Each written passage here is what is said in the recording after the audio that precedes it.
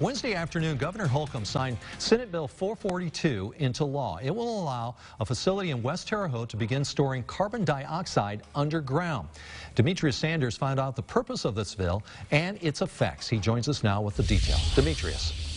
Mike, according to lawmakers and management of Wabash Valley Resources who own the facility, this bill is one that's not only good for the environment, but it will also have positive impacts on the Wabash Valley's economy.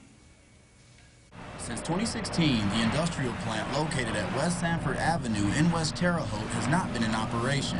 But soon, that may no longer be the case after the company Wabash Valley Resources bought the property with intentions to repurpose it. We have been developing the project to change the existing facility, which created a hydrogen-rich gas that used to be combusted for power generation.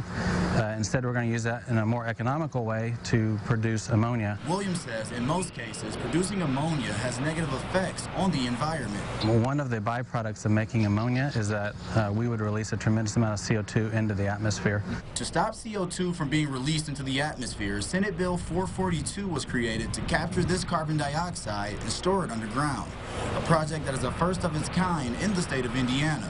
And lawmakers who supported the bill say this is a safer alternative. EPA and other groups will come in and do their due diligence, and they're not going to let a project go through that wouldn't be safe.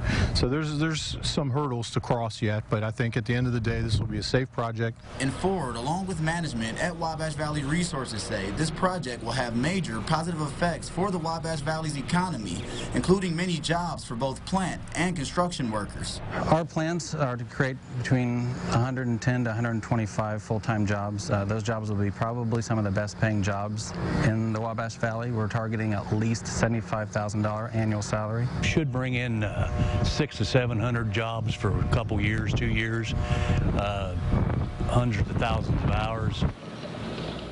Williams says the ammonia his company produces will help Indiana farmers because it's a resource they use as fertilizer. He says it will help offset costs of having it shipped in from other areas. It's a very interesting project.